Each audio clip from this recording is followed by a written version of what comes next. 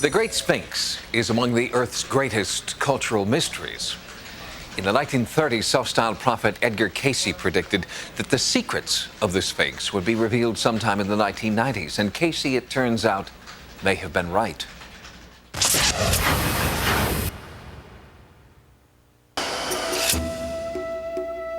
There is no more powerful emblem of the mystery of the past than the Great Sphinx of Egypt.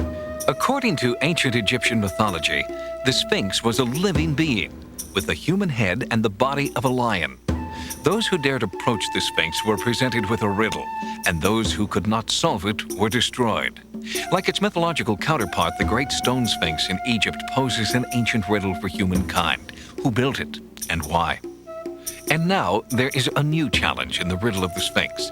Not only is the how and why of the Sphinx being called into question, but also the when. Could this great monument predate Egypt, predate, in fact, all known civilizations? Edgar Cayce thought so. He was an American mystic, one of the most accurate of all modern psychics. Known as the sleeping prophet, Cayce's revelations, while in a trance-like state, fill hundreds of volumes and are housed at his foundation in Virginia Beach. During a series of readings in the 1930s, Cayce prophesied at length about the monuments on the Giza Plateau, revealing what he believed to be the origin of the Sphinx. It was like he was in the deep unconscious mind, and he was accessing the universal consciousness that contained all wisdom. And when they asked him specifically about ancient Egypt, he said that this place was built in the year 10,500 BC, and that these dates would be supported somewhere around 1998. Mainstream archaeologists date the Sphinx and the Great Pyramid at Giza to 2500 BC, when they were built to honor the pharaohs of the 4th dynasty. Cayce's date of 10,500 BC is dismissed by mainstream science, but a few researchers are coming forward, as Cayce predicted, to support his unorthodox view.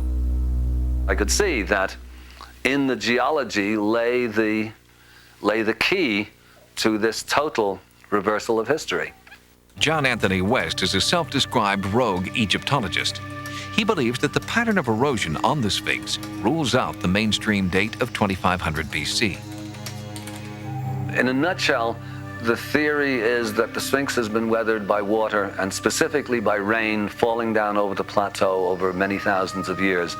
You look at the Sphinx and you see that it's this rounded profile with deep fissures going down the rock face.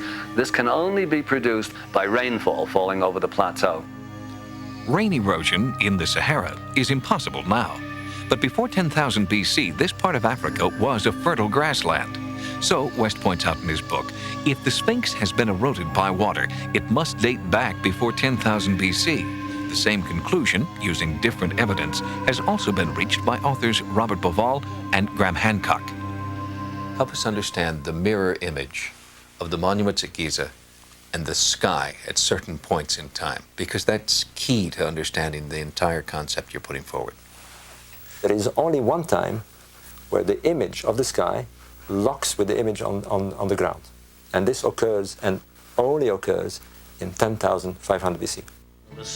Bauval and Hancock have discovered that the Egyptian sky in 10,500 BC bears an uncanny resemblance to the layout of the monuments on the Giza Plateau. 10,500 BC, this is when the Sphinx is gazing directly at his own image, the constellation of Leo. And if we are to turn 90 degrees and face due south, we would see the 3 stars of Orion's belt in a pattern that mimics exactly the pattern of the pyramid on the ground. So we have here a perfect conjunction taking place only and only in 10,500 BC. But history books teach us that in 10,500 BC, our human ancestors were still in a primitive state, incapable of the advanced astronomical and engineering skills necessary to build great monuments. We're suggesting that the entire foundation on which our notion of human history rests is faulty. The evidence is beginning to suggest to us that a whole chapter is missing from the human story, that all the legends of a great lost civilization that haunt the myth memories of mankind may be true. One thing is for sure, there was an enormous, horrendous cataclysm at the end of the last ice age, and this brings us to that date of 10,500 BC that we focus on in the monuments. Something happened to the world at the end of the last ice age of sufficient magnitude to have wiped out a whole civilization, and what we're arguing is that the traces of that lost civilization may be what confronts us at Giza. The new findings of West, Boval, and Hancock support Cayce's 60-year-old predictions to the letter. Even more startling is another one of Cayce's early prophecies, that the record of a lost civilization would be found in a hidden chamber under the left paw of the Sphinx. In May of 1993, just such a chamber was found. It has yet to be opened. Edgar Cayce said that the lost records of Atlantis would be found in a chamber between the paws of the Sphinx. Our seismographs detected a chamber between the paws of the Sphinx. What's in that chamber, absolutely we don't know. But certainly our findings seem to corroborate certain of his key prophecies. He prophesied that that hall of records would be found again and would be opened between 1996 and 1998. If there is a hall of records, and there's something in there, what do you think it is? We think that all the indications suggest that a time capsule was deliberately concealed at Giza in Egypt with the intention that it should be found one day, a time capsule that would abolish all ambiguity over this matter and make it absolutely certain of what had gone before and of what we have forgotten, but a time capsule that was not intended to be found by barbarians, that was hidden away very carefully to be found, as the ancient texts say, by the fully worthy. Perhaps that's who we are. Perhaps that time has come. Perhaps that's the decision and the awe-inspiring prospect that we confront in the near future. The right to open the chamber under the paws of the Sphinx is something of a political game these days, and the Egyptian government is holding all the cards.